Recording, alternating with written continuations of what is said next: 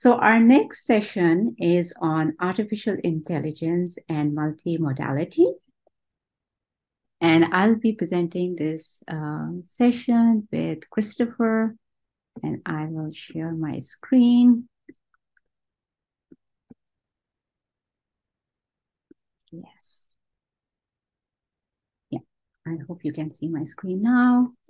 And obviously, I would like to ask if anyone has not heard about artificial intelligence. And I think the answer would be no, whether you have used the technology or not. I'm sure you have heard about it because we have been all excited and baffled by AI in these last few months. It has become the talk of the town, or should I say, campuses in particular around the world. Today, we will look at the capabilities of large learning models to generate AI images. We'll look at a few examples of how these images can be created, some of the new capabilities that have been added to these tools, what are the considerations and our responsibility when we use these AI tools, and most importantly, how can we integrate into our teaching and learning? And so with that, I will hand it over to Kristofer Mah. Awesome. Thanks so much, Faeyza. So yeah, I'll just be going through kind of the process of, well, first of all, what even is an AI generated image, but as well as how do you actually create one of these as well? If you just go to the next slide, Faeyza. Of course, as Carrie mentioned, we love using interactive technologies here in the space. So we'll start by launching a Zoom poll just to kind of get a gauge on what the knowledge looks like in the room today. So there'll be two questions for you. The first one being, prior to this conversation, did you even know that AI or artificial intelligence could generate images? And the second one kind of being of a more thorough response where you have that opportunity to provide more context behind what you do know about AI image generation, whether that's the process, the results, or really anything like that as well. So I'll give us about 30 seconds here, and then we'll take a look. You can also see how Zoom has these poll features, and you can use it in your teaching and learning.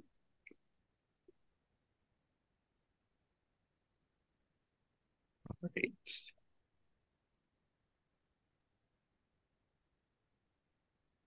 I'll just give it about 15 more seconds here, and then we'll close the poll.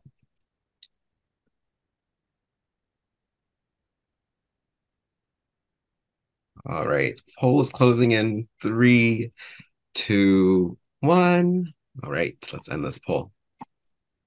Great. So it seems like for a majority of people, actually everyone, I should say, everyone's very familiar with or just knows that AI is able to generate images as a whole. In terms of what do people specifically know about the AI image generation, let's take a look. Yeah, so it's seen that there's been a lot of controversy. Yes, they can look very real. Yes, of course. Some people have experimented with some of these tools as well, but not having quite the success they were looking for. And as well, someone noted that it's really able to make unique images that are really catered towards the different needs or whatever you're needing as well. I'll just stop sharing. Oops. I'll head over to the next slide. So yeah, so as you can see here, or just as a whole, AI image generation is a process where you're able to give a generator a prompt. It then takes that prompt, matches it, and does it however it does. And then it creates an image at the end that is supposed to be catered towards the prompt that you gave it before. And in terms of what some of these tools are, there's a lot of different tools that do this. One of them being OpenAI's DALL-E. This is the same company that operates ChatGPT, so you're likely familiar with that. Stable Diffusion is another one, Leonardo.ai, Midjourney, as well as Adobe's Firefly. A lot of options, again, for that image generation as well. In terms of how to create these images, generally they all need a prompt of some sort. So through this, we'll have a series of Zoom polls where we'll get to kind of build a prompt together in some way or get to really experiment with AI images. So in the next series, you'll see a number of different AI-generated images and then a few questions there as well. So the first one here is, what is the prompt? So we'll head over to the next slide, Faeyza. So as you can see here, we have an AI generated image on the left-hand side. And on the right-hand side, we have a number of different options of potential prompts that may have been used to create this image. So I'll just be launching the poll now, multiple choice. Feel free to just select whichever prompt you think was used to create this image.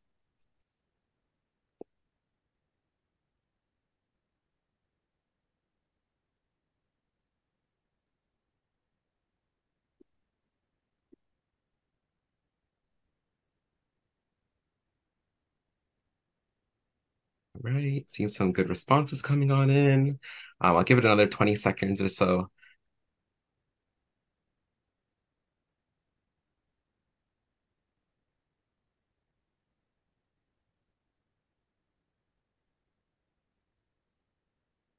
Right. Polls closing in 3, 2, 1. All right, so let's see what everyone thought. Okay, so it seems like a majority of people thought that E was the correct answer. An origami pirate galleon centered in the middle of the galaxy, surrounded by stars and other origami creatures. I love that. C was the second one, or second most selected, and then B was also selected as well. So I have a surprise for all of you. Actually, none of those are the correct answer. So the correct answer actually is A. So Faeyza, if you want to hit the slide there. Yes. So yeah, so A was actually the correct option, but I think all of you actually identified very key features of a good prompt. So while A was the one that created it, of course, option E and D as well as C, they're all very specific and descriptive. And that's one thing that's very important when it comes to generating these images or creating a prompt to generate these images. You have to remember that all that's being done is they're taking the text and then translating that into images. So be as specific as you can, as well as being as descriptive as you can, will create an image that is very much in line with what you might be imagining as well. So we just head over to the next slide, Faeyza. We have another image here. Fun fact, this image was actually created using the exact same prompt as the last one. But as you can see here, it's definitely more of a different look. It has a different styling. And that's one important key thing here, is that there's different styles that can be applied to these AI images as well. So if you just head over to the next slide, Faeyza. Stable diffusion, which was what was used to create those two images we just saw, actually has over 106 styles for you to pick from when you create these images. So these are the most popular. I think it's 16 or 18 or so. So as you can see, they all use the same image. They're just changing the styling a little bit. So in the top right-hand corner, you have neon punk. Bottom right, you have pixel art. If you take a look at all of them, you'll see that they're all very impressive, I will say, for something that wasn't created by a human as well. So from there, that kind of dives us into the next question here is what is the styling? So if we head over to the next slide, we'll see another image that was generated by AI. But your challenge here is to actually identify which styling was applied to this image. So I'll relaunch the poll, and then we'll take another gander at the results in about 30 seconds or so.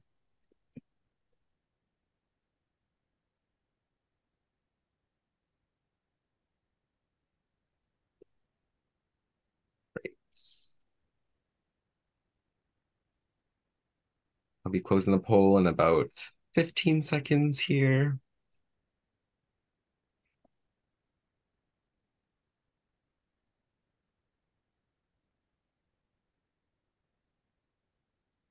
All right, in 3, 2, 1. Okay, let's end this poll. All right, so as you can see, we have a pretty good diversity of opinions here. Lots for the origami, definitely can see that one. Lots for the neon punk as well. I can see that one as well in terms of the colors. But a fun fact is that there's actually neither of those. It's actually E, which is low poly. So Faeyza, you want to click the slide there. If you take a look at the bottom of the boat, you'll see that it has those polygons, which just kind of gives away that it's low poly, but again, not entirely clear as well. But there we have it.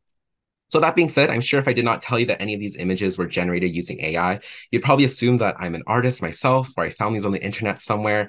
That's actually something to also consider as well. The fact that if I didn't tell you that, would you be able to determine that or not? And that kind of brings us into the next section of the presentation, where we're taking a look more at how good are we at really detecting AI images. So on the next slide, Faeyza has actually generated images for us to take a look at. 3 of them are AI generated and 1 of them isn't. And your task here is to determine which one is not AI generated. So relaunching the poll here. I'll give us about 30 seconds. We have 4 options, and I think the poll says 5, but you can choose. Yes. Oh, yes.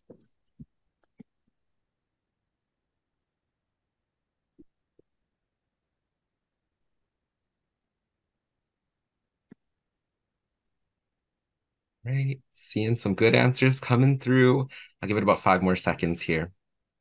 I think those who are selecting E is like they are not sure. All right. Let's close the poll and we'll share the results. All right. So as we can see, lots of people picking C, some picking B, some picking E. Maybe you don't know, that's all right. So the correct answer actually is C. So nice work. Oh, Curious great. to know what everyone's thinking in terms of how they picked that one. But I know that for myself, at least when I did this, definitely D and B didn't look quite right, especially when you looked at like the grass, it looked a little too smooth. I don't know if I've ever seen smooth grass like that. And then between A and C, kind of just took a guess there. But Faeyza, I don't know if there's anything you'd like to add more on that.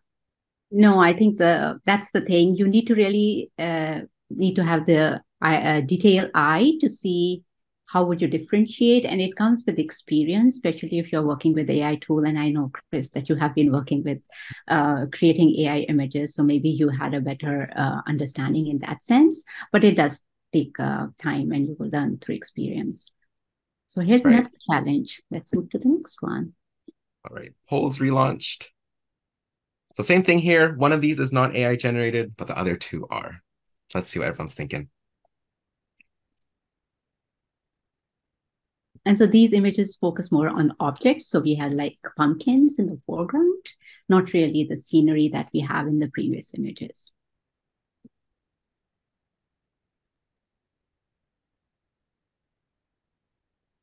All right, seeing some great answers coming in. I'll close the poll in about 5 seconds or so.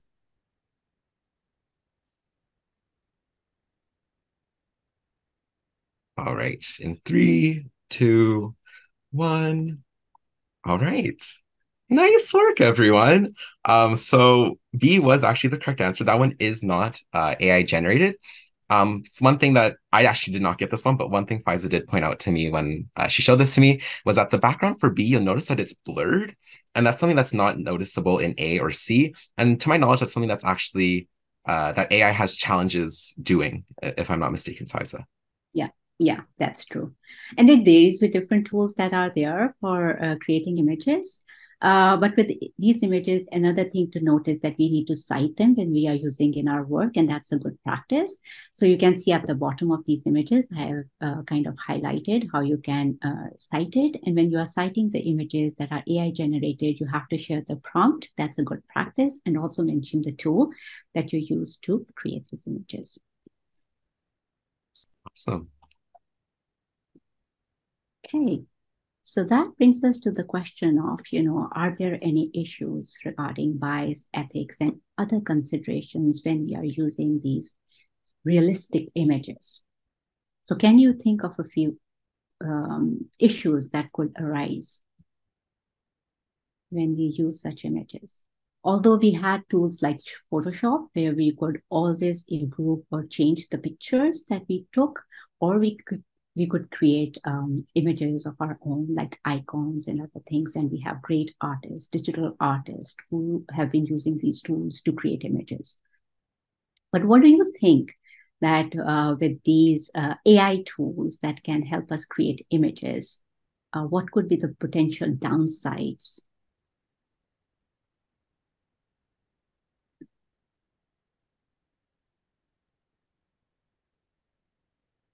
You can write in the chat your response. So Lisa has a comment on the previous images. As for B, you could see the residual seeds left over from the carving, which likely wouldn't be included. Nice. Yeah, that you have attention to detail, right? So that's what's needed when you are looking and going through these images. Good catch, yes. So any issues, anyone, you are welcome to open your mic and chime in. What do you think can be an issue with realistic images? Authorship. So Natasha thinks authorship, yes, that's very true. We may not know who the author or who's the person who has created or taken this image and what is the source of this image. One of the things that has been greatly talked about these tools is that they have started to add watermarks, but it is not there in all of the tools. So there may not be an option for you to directly find out if a tool, if an image is AI generated or not. And so there's a problem of deep fakes. Yes, exactly, like Christina mentioned. And as we were preparing these presentations, and as you know, new and new AI tools are coming out, there's actually a website where you can go in and create deep fakes. Well, we could always manipulate the images. As I mentioned, Photoshop and other tools were always around. And we had those situations in the past as well. But then what do these tools do? They actually reduce the barrier to creating these deep fake images. And without any way to identify them, they'll be spreading rapidly all over the internet, and they can actually cause harm. They can, as you can see in this image, this could affect our thinking, what we are thinking, the reality and the fake news may combine, and we may be truly entering a post-truth world where it would be hard to make out what's real and what's not so. We have talked about that these images are very realistic, and that's true with LLM models. They can do a few things very, very well, but they have issues and limitations with doing some other things. So we created these images using the AI image generator that's now available through Canva. And Canva is a tool that we use for creating infographics and presentations. And you can see in this image, the angle of the pen is not correct. And even the writing is blurred. And for such images, you can easily see that it is very easy to actually give away that this is an AI image, and you may not actually want to use it in your practice. So you will keep on prompting the tool to come up with new options as this one is not viable. Similarly, these tools have problems with counting. So if you ask them, let's say, create 5 balls in a park, they may not give you 5 balls, and the image generated may have only 1 ball or a few bubbles. So they have really big issues with images. And writing is another thing where if you ask them to add some text in the image that is being generated, they either make the words fuzzy, they cannot write them well, or take the part of the phrase and not all of it. And there could also be situations where it would be highly inappropriate to use AI images. For instance, this is an AI-generated image of totem pole. And these sacred images, and we need to be really respectful about these things. So there would be definitely certain situations where we would want to not use AI images. And that would be part of the critical literacy and our own understanding where we decide, and that these images should not be used. At the moment, these tools do not have any guardrails in this regard, and you give them a prompt and they can generate all types of images. Even they can mimic the actual people and their faces. And there is bias in these tools. You may have read a lot of articles that have been written on that. And so we have chosen a few to show you here. So this is a prompt that has been given to a tool to generate images for toys in Iraq. And you see that all the images that came out are soldiers with guns. And so this is a big issue with bias. This is a image that got generated through the prompt, a portrait photo of a person. So in the first one, we see a person playing soccer. So it's all male, and you can see the color. So there's a certain bit of racism involved. So, there are certain cultural bias that's embedded in there. if you look at the picture on the right, which is on the cleaning, so anyone who's cleaning is usually a woman, we can say that this is kind of a representing the bias or kind of professions that are more dominant with these kinds of people in the society. But we know that these images do not take particular aspect of history into context when they are generating these images. So that kind of bias or that cultural context may exist in certain point of time in history, but may not be applicable today.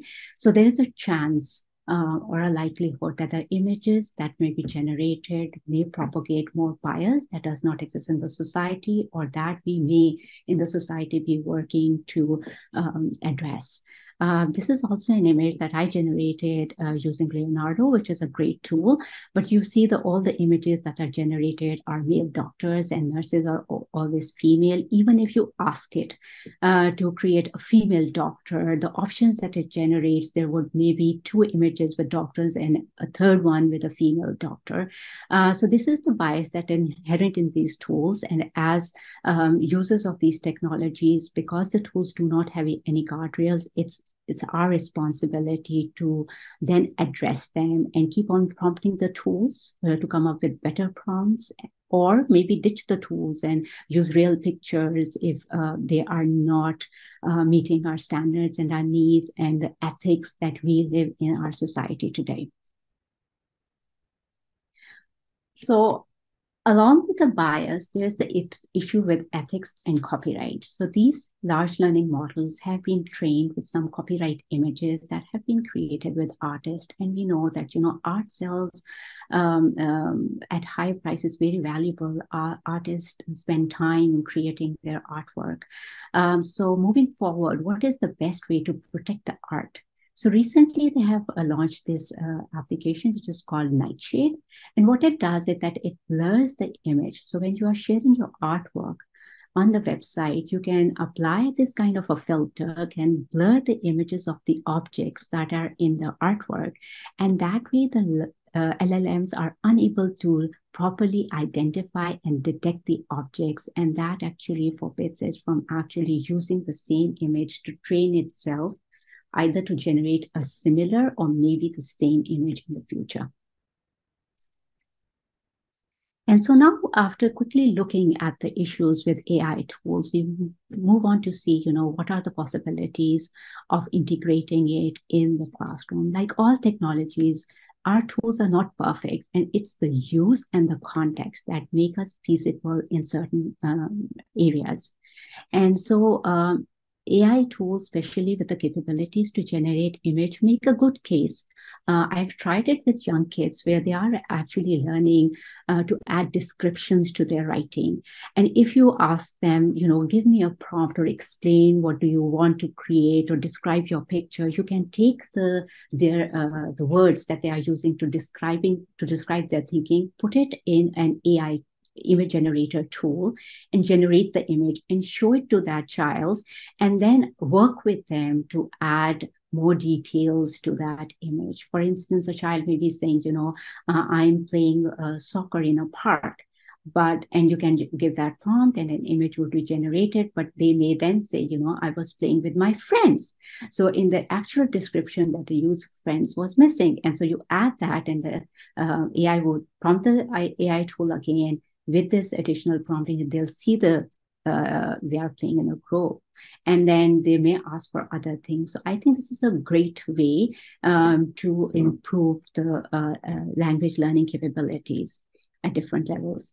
So recently, we worked with an instructor, and Jamali in our LDDI team worked with Danny Bacon in EdSIPS 305 to create an AI assignment where the students were given an option to use AI to generate images.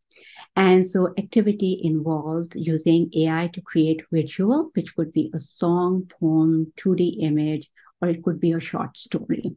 And this shows a way where you can actually add variety to your work. And we know that in online learning, especially in the discussions. In Canvas, we use the discussions a lot, and it's always, we give them a prompt and students have to write something. So this is a good way to make your assignments and work and activities multimodal.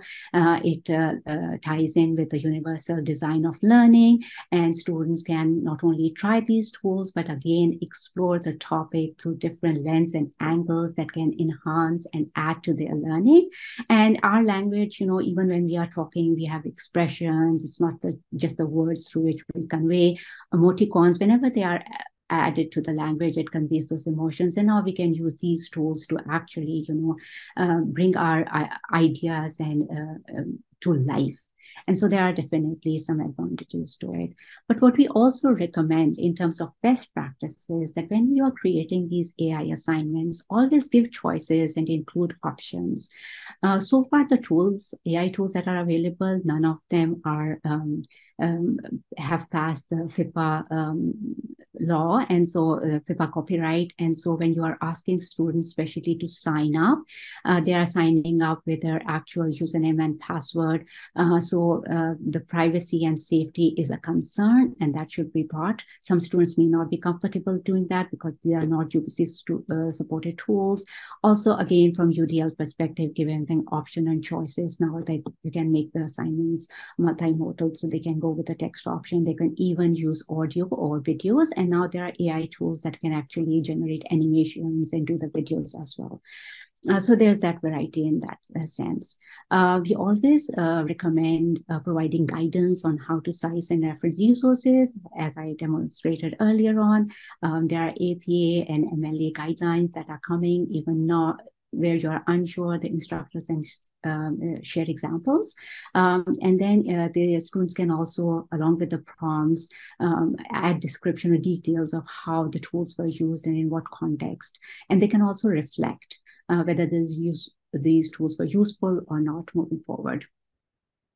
Limitations in terms of ethical concerns, bias, and other issues that may be more relevant to the context of assignment or the course itself. So we always encourage having that discussion with the students, along with sharing the critical literacy resources. Because we have different expertise, the tools are changing, our knowledge is emerging, and that collective knowledge sharing is very important when it comes to using these tools. And here we have mentioned the tool, and maybe if you have the link, you can paste it in the chat as well. So Hugging Face came up with the Diffusion Bias Explorer, and that's a great tool where you can give a description or a prompt and then see how the bias reflects in the images that is produced. So this is a good tool that can be used in the classroom with the students to bring attention to the bias in these tools. So as we can see, the technology that creates some problem, we are again relying on the technology to come up with the solutions. But as you may have heard with AI, we always say that, keeping human in the loop. So these are the tools that humans have created, and although we are calling them artificial intelligence, and we can learn through them, but ultimately it's the responsibility of us as human beings to control what these tools can do for us. And so at this point, I would like to end with this final thought for you to reflect and think. That's around social fairness and the bias and other ethical concerns that are coming across these tools. So mathematical truth and social truth are fundamentally different systems of logic, as Meredith Broussard reminds us. And it's ultimately the responsibility to use a computer to solve every problem. It's impossible, actually, for computers or digital technology to solve those problems. So why do many people believe that using more technology, more computing power will lead us to a better world? And that's a question for us to think when we trust our tools and technologies. And thank you. And I'll open the floor for questions at this point. And I'll stop sharing my screen.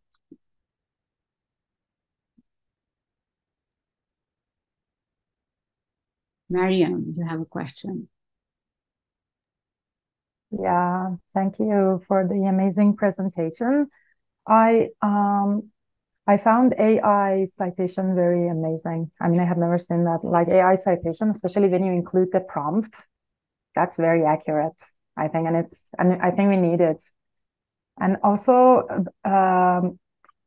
you showed us a Canvas page where the instructor, where one of the assignments was to produce a visual, a poem, a song using AI. I was wondering what learning objectives would instructors have when they assign something that actually requires the students to use AI. I mean, what would the learning objective be? Okay, as an educator, I ask my students to use AI to do a particular assignment, no matter what program, but I'm just thinking what the learning objective would be. Yeah, good question. Jamili, is she around? Would you like to chime in? Because I know she helped the instructor with this assignment, so maybe a few words from her. Hi, that's a great question. Yeah, if we're referring to Danny's, I can actually, I'm just going to pull up the assignment. We did develop kind of a list of learning objectives.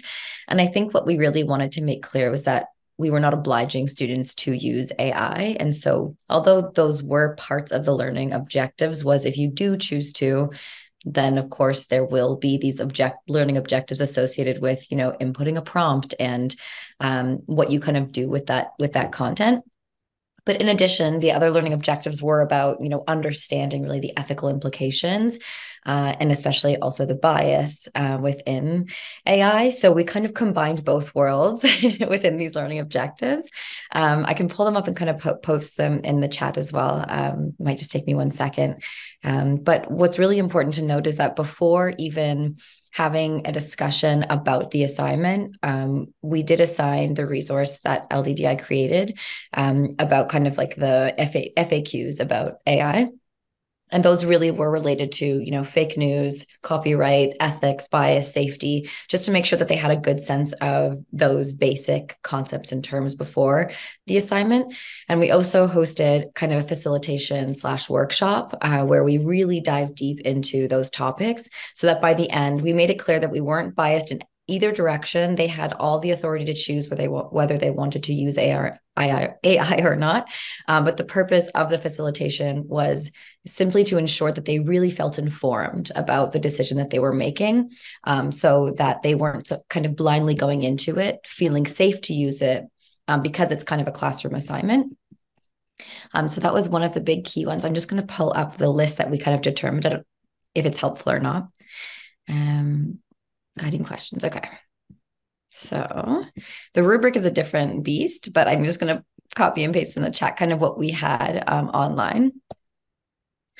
So that's kind of how we tried to combine both worlds. And so by the end, even if I think a really important piece here is that you can integrate content and assignments about AI without actually asking or encouraging your students to use AI. And so, although I think a lot of these learning objectives can be associated with using the tool, they don't absolutely have to be. And so we really wanted to empower the instructor and the students to know you can learn about AI, but you do not have to use it. Like that's simply not necessary to gain those kind of critical digital literacy skills.